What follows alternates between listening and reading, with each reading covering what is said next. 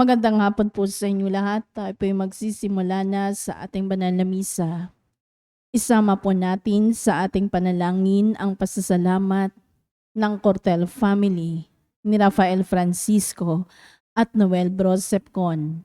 Natatanging kahilingan para sa agarang pagaling nila Edward Namit, Hasmin Sebeldia Lim, Maribit Doroen, Wilfredo Desfi, Winifredo Flores, Irenea Bodard, Ferdinand Rubio, Maria Sayabel Centino, Teddy Baguio, Lay Eranista, Nemia Siladan, Elasmo Belo, Hil Andigna Kalina, Raul Rodriguez, Menchi Basco, Emmanuel Bueno, Lucas Empeño, Ray Marmon, Ronald Salamat, Adelina Gamboa, Eleanor Omali, Mardi Agtarap, Glenda Oronce, Lydia Kaskasan, Emma Ahok, Seni Lago, Marie Vercel Maghanoy, Yolanda Bismanos, Margarito Batuhan, Yamamoto Sowichi, at Ferdy Del Mundo. Gayun din ang natatanging kahilingan para sa agarang pagaling ni Melda Sumagpao. Natatanging kahilingan nila Eleni Jane Tan, Grace and Hershey Berbosidad, Ferro Family, Maria Elena Estanislao, Marie Gallardo Ibanez and Sebastian Family, Ronchely Sabado, Erlinda Alberto, Rowena at Angela Bedad. Isama rin po natin sa ating panalangin ang mga kaluluwa nila Gilbert, Alex, Manileo, Maribel, Mercy, Amanda, Joshua, Rosario Balani, Walter, Arturo Oviar, Joan, Venus, C. Matubang, Maria Ana Caspe, Wenceslao, Patricia, Alexis, Emerita, Sidney Zamora, Marcelino, Astovesa, Trisha, Mario, Ethan James at Angelo. Para sa lahat ng kaluluwa, alay ni Venus Morancil. Tumayo ang lahat para sa orasyon.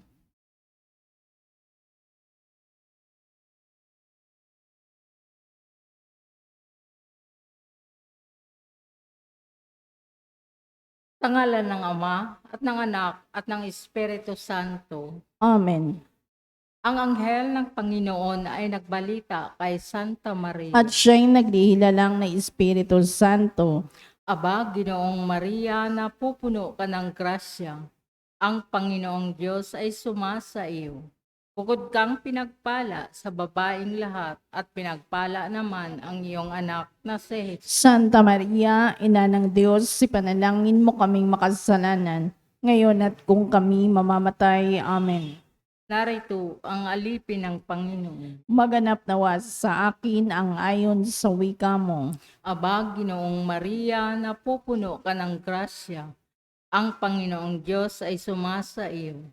Bukod kang pinagpala sa babaeng lahat, at pinagpala naman ang iyong anak na si Jesus. Santa Maria, Ina ng Diyos, ipanalangin mo kaming makasalanan, ngayon at kung kami mamamatay. Amen. At ang salita ay nagkatawang tao. At nakipamuhay sa atin. Aba, Ginoong Maria, napupuno ka ng grasya. Ang Panginoong Diyos ay sumasa iyo. Bukod kang pinagpala sa babaeng lahat, at pinagpala naman ang iyong anak na si Jesus. Santa Maria, Ina ng Diyos, ipanalangin mo kaming makasalanan, ngayon at kung kami mamamatay. Amen.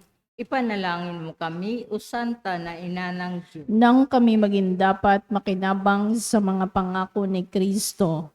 Manalangin tayo. Panginoon naming Diyos, kasihan mo nawa ang aming mga kaluluwa sa inyong mahal na grasya, at yayamang dahilan sa pamamagitan ng anghel ay nakilala namin ang pagkakatawang tao ni Jesucristong anak mo. Pakundangan sa mahal na pasakit at pagkamatay niya sa krus, papakinabangan mo kami ng kanyang pagkabuhay na maguli sa kadakilaan sa langit, sa pamamagitan ng Jesucristong aming Panginoon. Amen. Luwalhati sa Ama at sa Anak at sa Espiritu Santo. Kapara nung unang-una ngayon at magpakailanman magpas sa walang hanggan. Amen. Sa ngalan ng Ama at ng Anak at ng Espiritu Santo. Amen.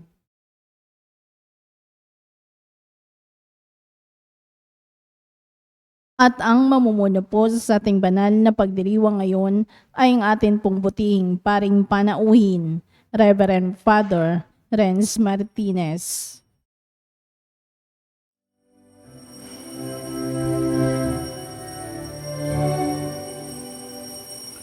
Pagmamahal sa Panginoon ay simula ng karunungan. Ang kaniyang kapurihay manatiling magpakailanman. Purihin ng Panginoon, siya'y ating pasalamatan sa pagsasama at pagtitipon ng kaniyang mga anak. Pagmamahal sa Panginoon ay simula ng karunungan. Ang kaniyang kapurihay manatiling magpakailanman.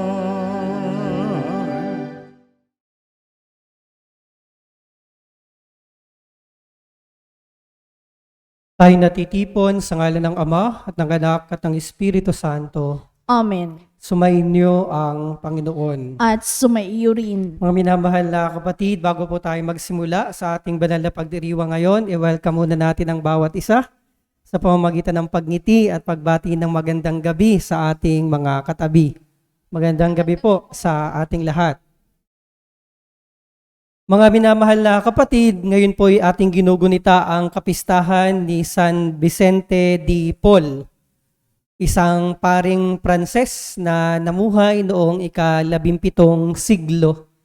Kilala si San Vicente de Paul sa pangangalaga sa mga mahihirap at mga ulila, at ang kanyang kabanalan ay naghandog ng dalawang congregation o kongregasyon sa ating inang simbahan. Ang una ay ang Vincentians, no? At ang ikalawa ay Missionary of Charity. Ano po? At upang maging marapat tayong gumanap sa banal na pagdiriwang na ito, alalahanin natin ang ating mga pagkukulang, pagsisihan ng ating mga kasalanan. Humingi tayo sa Diyos ng awa at kapatawaran.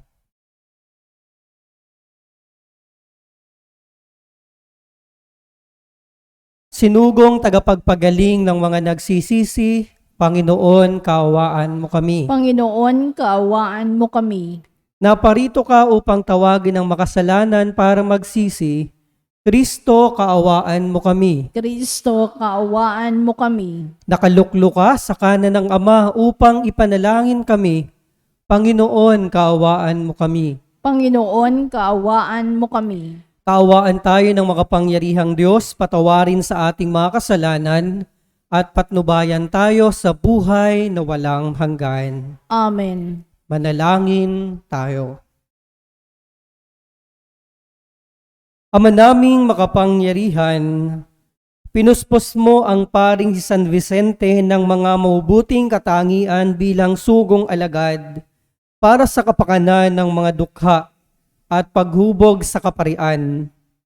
Ipagkaloob mong kaming pinag-aalab ng gayunding layunin ay magmahal sa kanyang minahal at makapamuhay ayon sa kanyang ipinangaral. Sa pamamagitan ni Jesucristo kasama ng Espiritu Santo, magpasawalang hanggan. Amen. Umupo ang lahat.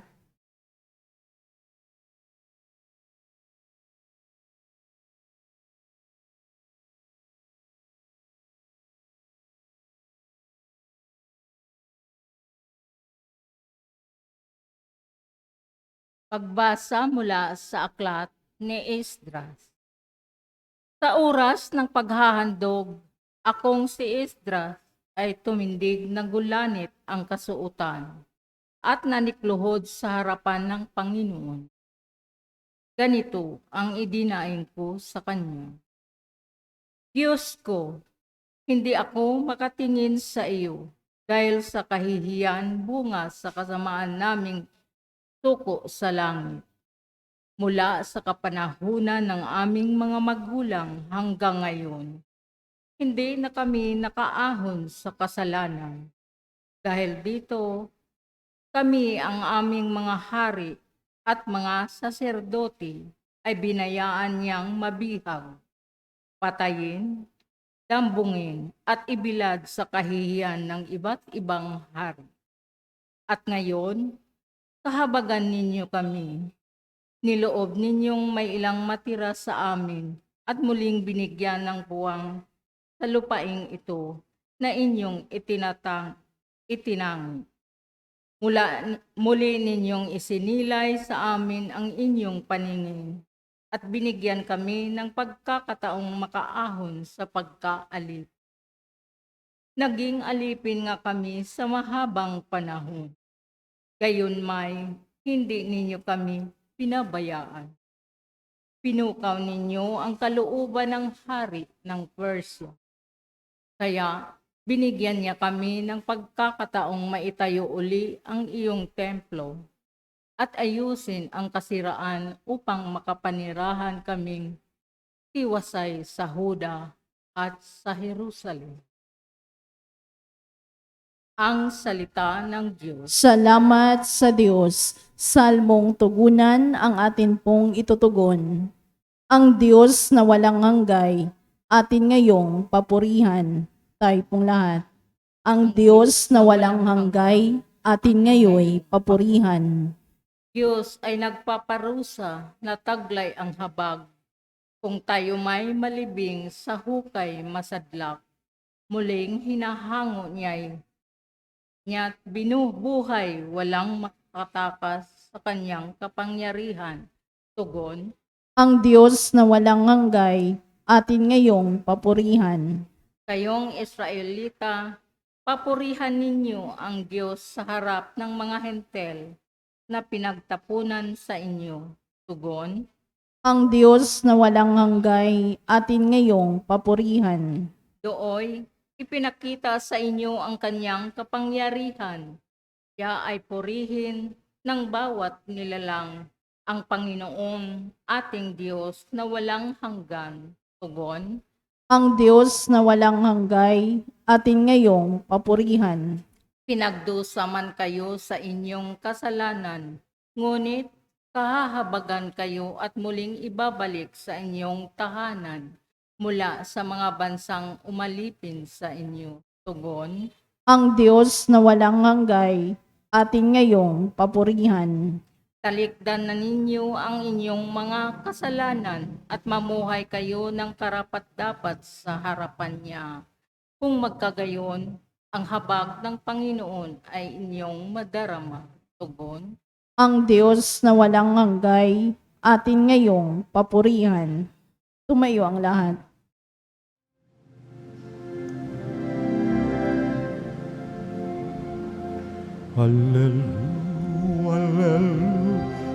Hallelujah, hallelujah, hallelujah. Purihin ang Diyos, hallelujah.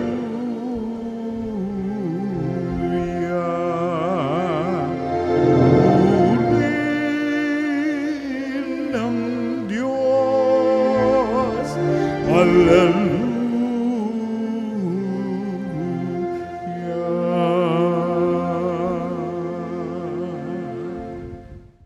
Sumainyo ang Panginoon. At sumaiyo rin. Ang mabuting balita ng Panginoon ayon kay San Lucas. Papuri sa iyo, Panginoon. Noong panahong iyon, tinawag ni Jesus ang 12 at binigyan sila ng kakayahan at kapangyarihang magpalayas ng mga demonyo at magpagaling ng mga karamdaman. At sinugo niya sila upang ipahayag ang paghahari ng Diyos at magpagaling ng mga may sakit. Sila'y pinagbilinan niya, huwag kayong magbaon ng anuman para sa inyong paglalakbay kahit tungkod, supot, tinapay, salapi o bihisan. Makituloy kayo sa alinmang bahay na tumanggap sa inyo at manatili roon hanggang sa pag-alis ninyo sa bayang iyon. At sakaling hindi kayo tanggapin, umalis kayo roon at ipagpag ninyo ang alikabok ng inyong mga paa bilang babala sa kanila. Kaya't humayo ang mga alagad at naglakbay sa mga nayon na ipinangangaral ang mabuting balita at nagpapagaling ng mga may sakit sa lahat ng dako. Mga minamahal na kapatid, ang mabuting balita ng Panginoon. Pinupuri ka namin, Panginoong Hesukristo. Umupo ang lahat. Magandang gabi at magandang buhay po sa ating lahat. Bago po ako magsimula sa aking pagbabahagi ngayong gabi ay gusto ko muna hong magpakilala sa inyo. Ang akin pong pangalan ay Father Renz Hernandez. Hindi po Martinez. Hindi ko po tiyuhin si Leo Martinez. Hernandez po ako. Ako po ay taga Calapan, Oriental, Mindoro. Meron gaho dining taga Oriental, Mindoro? Wala. Taga Oriental, Mindoro. Kasalukuyan ho akong nakikitira sa Archdiocesan Shrine of the Blessed Sacrament sa Our Lady of Del Pilar Parish, Santa Cruz. Nakikitira ho ako doon dahil ako po ay kasalukuyang nag-aaral ngayon sa UST. Ipinadala po ako ng aming diocese para mag-aral. Ayan. So muli, Father Renz Hernandez. Kung bibigyan ho kayo ng pagkakataong pumili ng kapangyarihan, ano kaya hong kapangyarihan ang pipiliin nyo? Given a chance that you will be given a power, what kind of power will you choose? Anong uri ng kapangyarihan po ang pipiliin nyo? Siguro yung iba, pipiliing maging invisible para hindi na makita ng mga inutangan.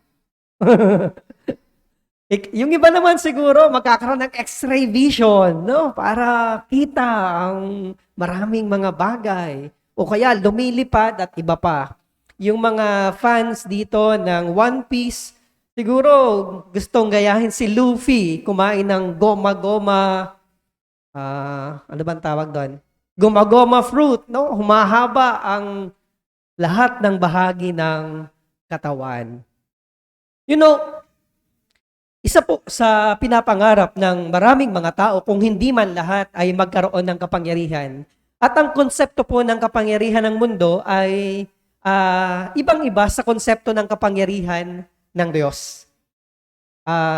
Ninanais ng tao na magkaroon ng kapangyarihan, una dahil gusto nating maging relevant. Siyempre kapag makapangyarihan ka, relevant ka. Tumataas ang social value mo, nagiging mahalaga ka sa paningin ng ibang tao dahil meron kang taglay na kapangyarihan.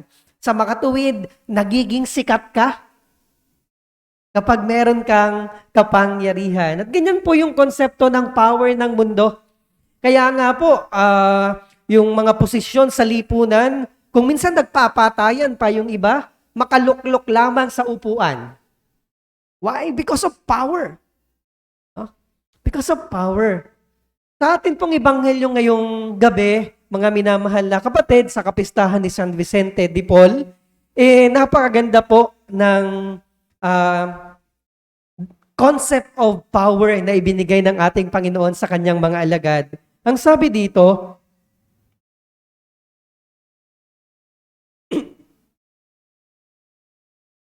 ang sabi po dito,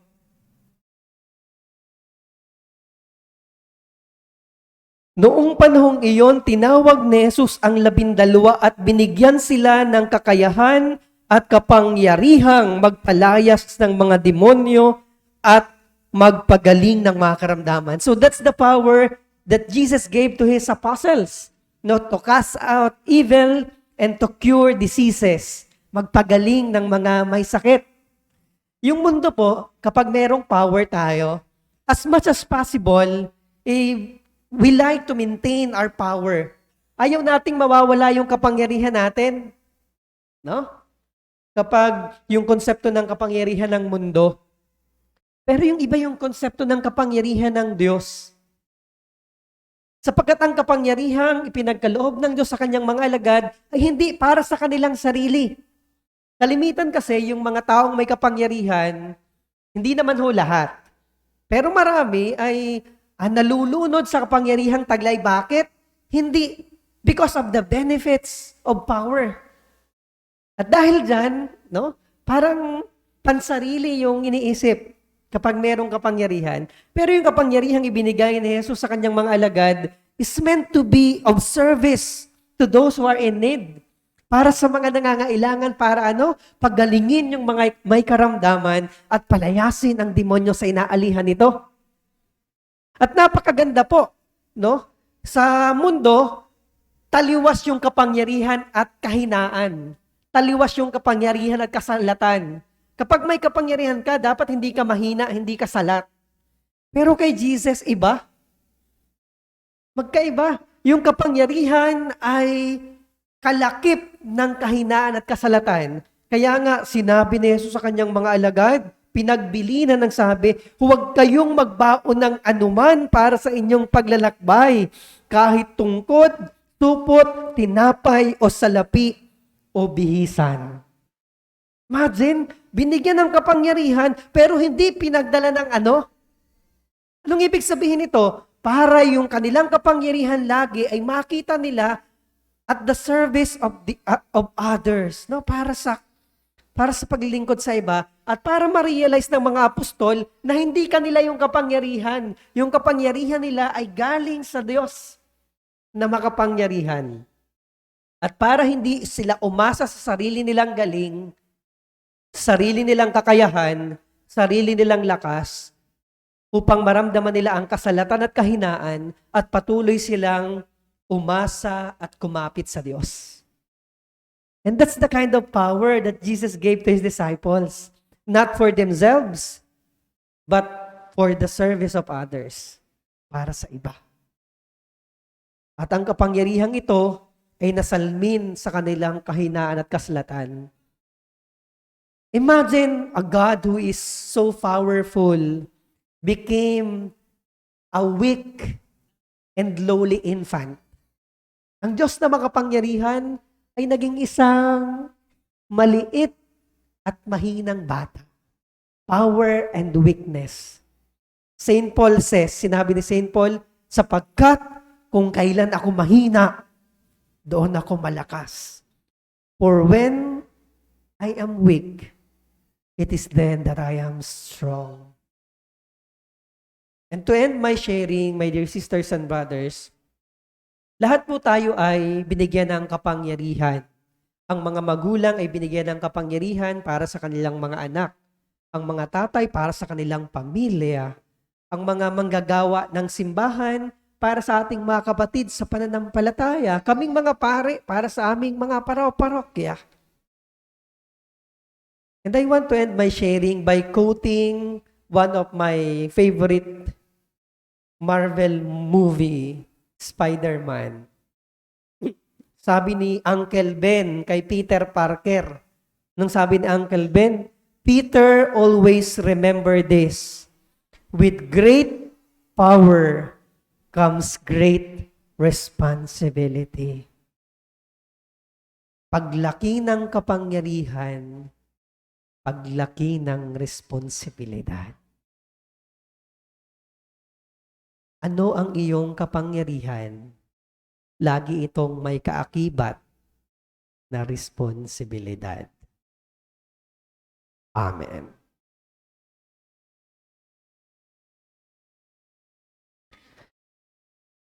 Inaanyayahan tayo ng Diyos Ama upang maging lingkod na magpapalaganap ng mabuting balitang ng kaligtasan sa lahat.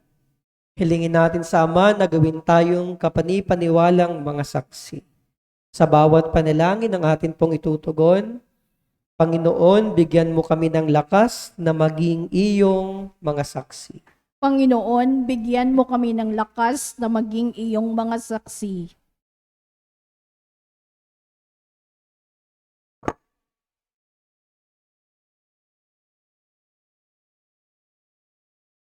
Ang simbahan naway patuloy na anyayaya at magsugo ng mga misyonero upang ipahayag ang mabuting balita sa lahat ng bansa at dako.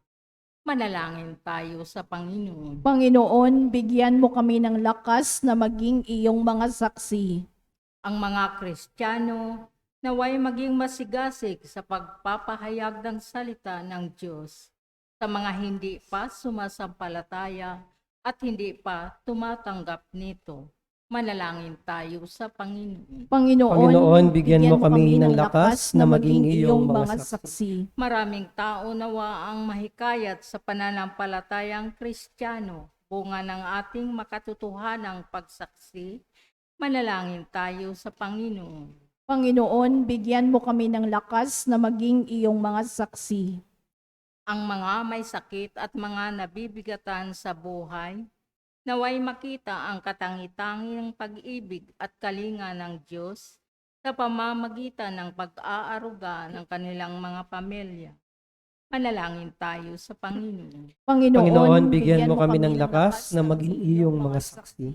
Ang mga yumao naway magbunyi sa walang hanggang kapayapaan. Manalangin tayo sa Panginoon. Panginoon, bigyan mo kami ng lakas na maging iyong mga saksi. Sa katahimikan po ng ating mga puso, itaas natin sa Diyos ang mga nagpapamisa ng misang pasalamat sa banal na misang ito, ang mga natatanging kahilingan at ang agarang paggaling ng mga may sakit, lalong higit ang humihingi ng panalangin sa banal na misang ito, gayon din ang ating personal at pampamilyang kahilingan.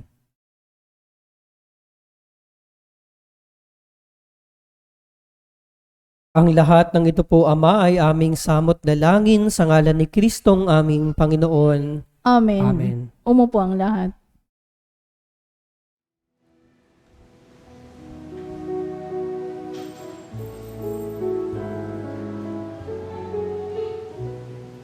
Ang kilig mo, ang awit ko, lahat ng ito'y nagmula sa iyo.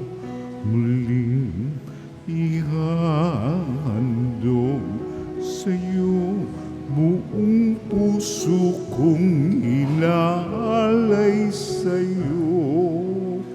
O Diyos, o Panginoon, lahat ay biyayang aming inampon, aming buhay at kakayahan. Ito'y para lamang sa iyong kalwalhatian.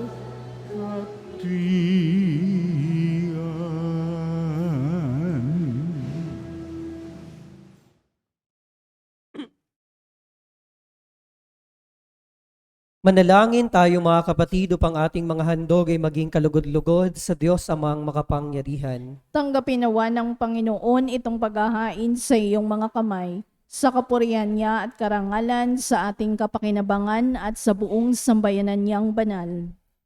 Ama naming lumikha, ipinagkaloob mong sa banal na paghahain ginawa ni San Vicente, ay matularan niya ang kanyang ginampanan. Ipagkaloob mong pakundangan sa pagdiriwang na ito, kami makabagtas para humantong sa pagiging haing kalugod-lugod sa iyo. Sa pamamagitan ni Jesucristo kasama ng Espiritu Santo, magpasawalang hanggan. Amen. Sumainyo ang Panginoon. At sumaiyo rin. Itaas sa Diyos ang inyong puso at diwa. Itinaas na namin sa Panginoon.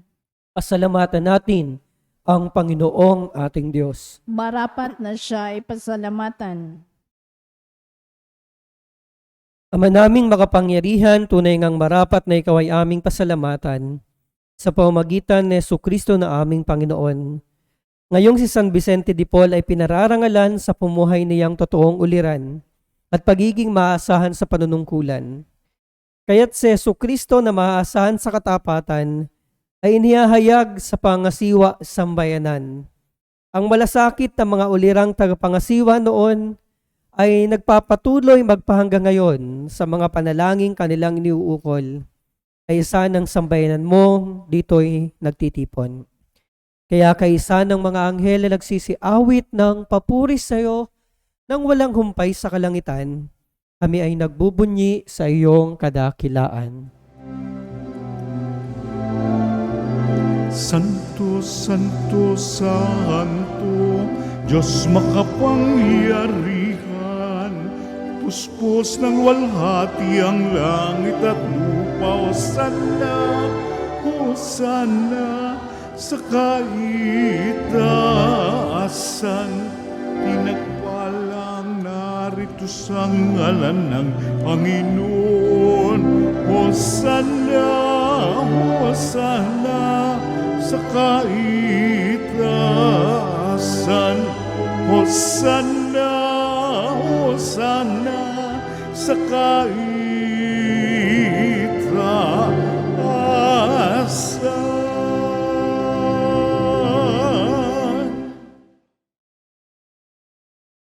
Ama naming banal, ikaw ang bukal ng tanang kabanalan.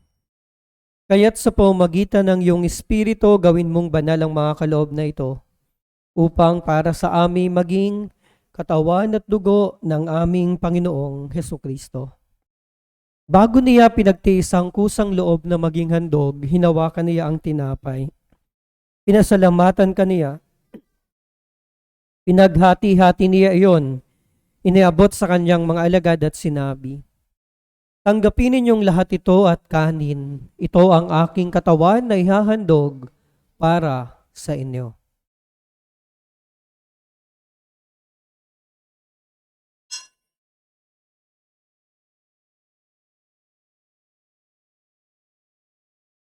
Gayon din naman noong matapos ang hapunan, hinawakan niya ang kalis, muli kaniyang pinasalamatan.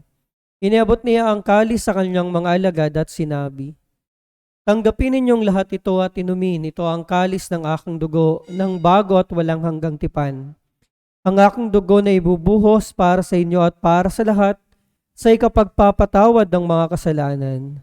Gawin ninyo ito sa pag-alala sa akin."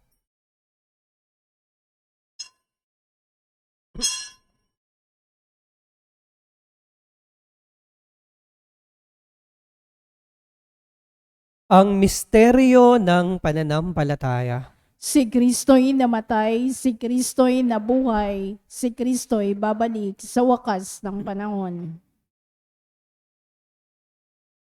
Ginagawa po namin ngayon, Ama, ang pag-alaala sa pagkamatay at muling pagkabuhay ng iyong anak.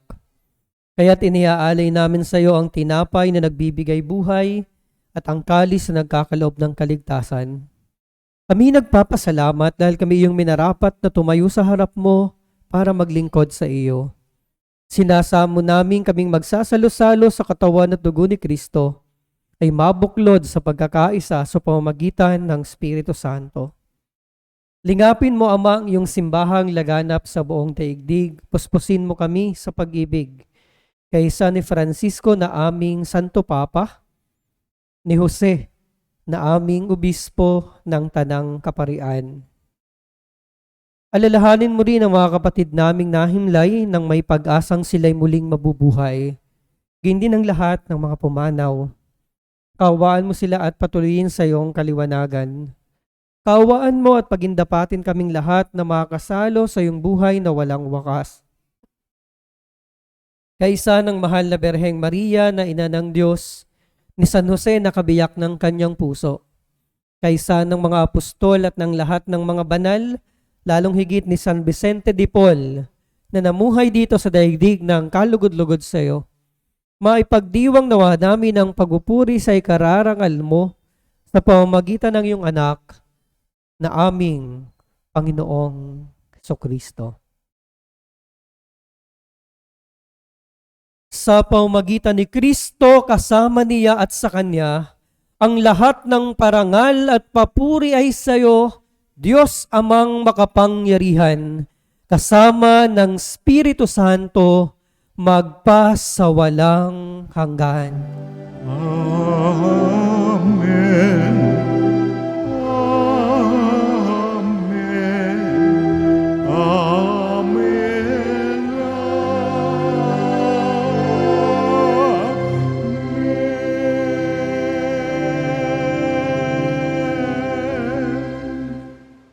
Buong pananalig nating awitin ang panalangin ng mga anak ng Diyos.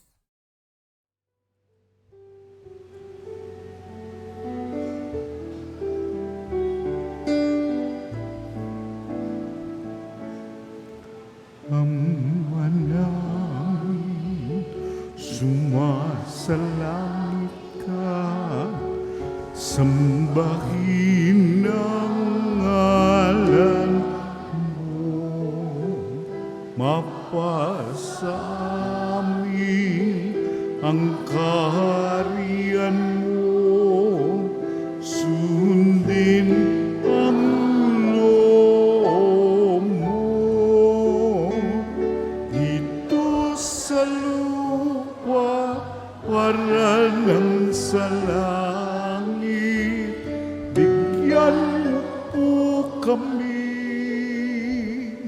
ngayon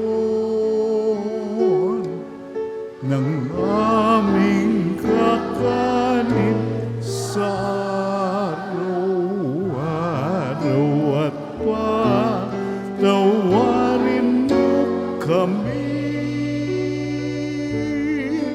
sa aming mga sala para ng pagpapatawad namin sa nagkakasala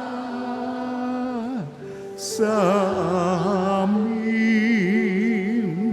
at huwag mo kaming ipagdulot sa tukso, at tiyadya mo kami sa lahat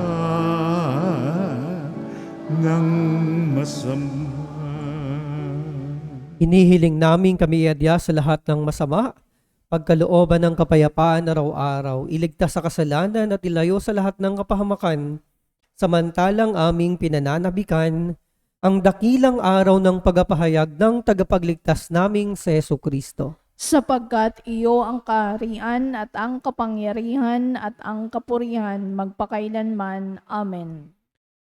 Panginoong Jesucristo, sinabi mo sa iyong mga apostol, kapayapaan ang iniiwan ko sa inyo, ang aking kapayapaan ang ibinibigay ko sa inyo.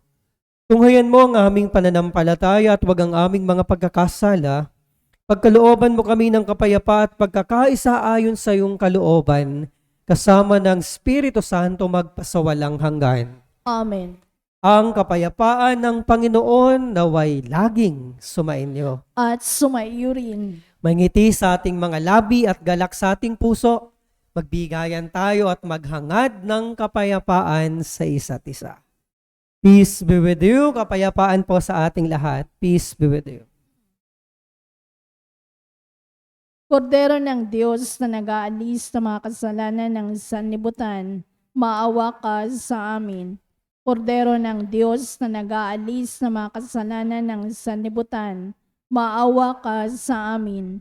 Kordero ng Diyos na nag-aalis na mga kasalanan ng sanlibutan, ipagkaloob mo sa amin ang kapayapaan. Lumuhod ang lahat.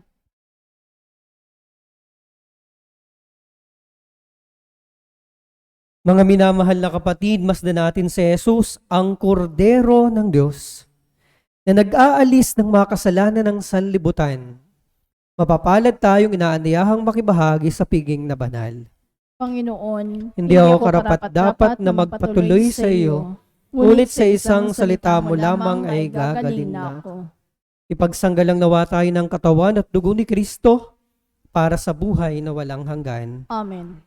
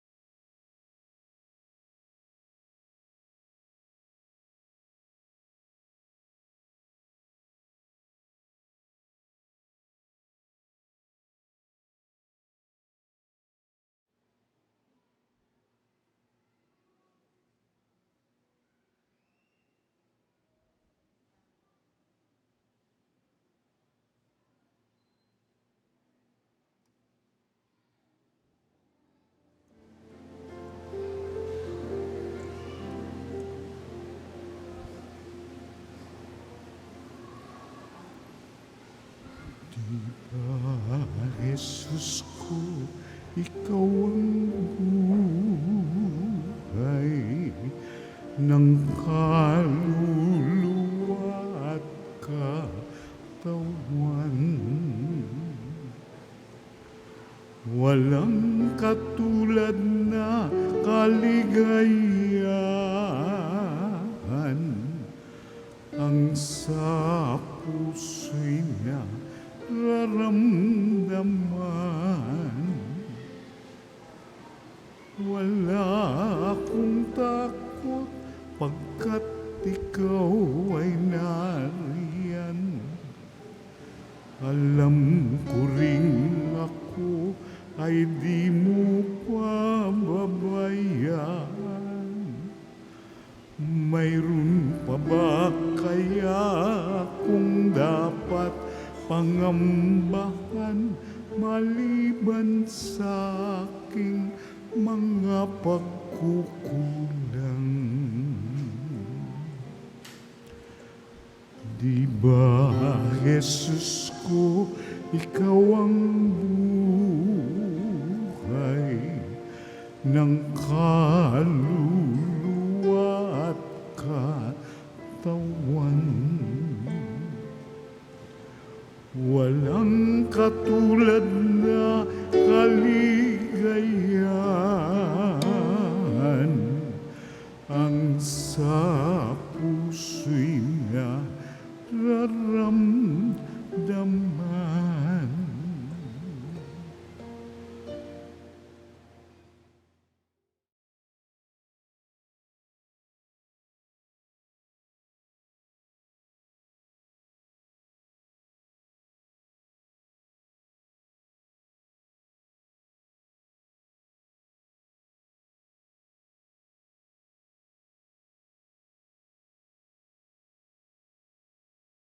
Manalangin tayo. Ama naming mapagmahal, kaming nagsalo sa banal na pakinabang, ay dumalangin sa pagparis namin sa iyong anak na nangaral ng mabuting balita sa mga dukha. Kami naway mabighani sa mga halimbawa ni San Vicente at matulungan ng kanyang pagtatangkilik. Sa pamamagitan ni Jesucristo kasama ng Espiritu Santo, magpasawalang hanggan. Amen. Maraming salamat po sa mga altar servers, Eucharistic ministers, lector, commentator sa choir, at sa inyo pong lahat na nakiisa sa pagdiriwang natin ngayong gabi. Bukas po ay kapistahan ng unang santo ng Pilipinas, si San Lorenzo Ruiz. So, malapit naman po sa inyo ang Binondo Church. So, kung makakadalo po kayo ng mga misa, mas maganda po, no? Para maipagdiwang natin ang kapistahan ni San Lorenzo. Sumainyo ang Panginoon. At sumaiyo rin. At naway ingat at pagpalain kayo, 10 ng inyong mga mahal sa buhay, ng isang mapagmahal at mapagkalingang Diyos, Ama at Anak at Espiritu Santo. Amen. Humayo kayong mapayapa upang ang Diyos ay mahalin at paglingkuran. Salamat sa Diyos.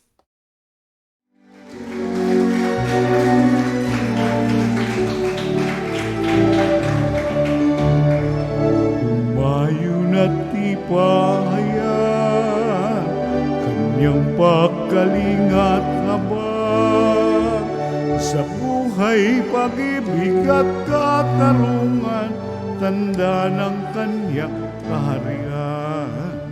Sa panahong tigang ang lupa, sa panahon ng ani sa gana, sa panahon ng digmaan at kaguluhan, sa panahon ng kapayapaan, humayo na't ipahayan kanyang pagkalingat habang sa buhay, pag-ibig at katarungan, tanda ng kanyang kaharian.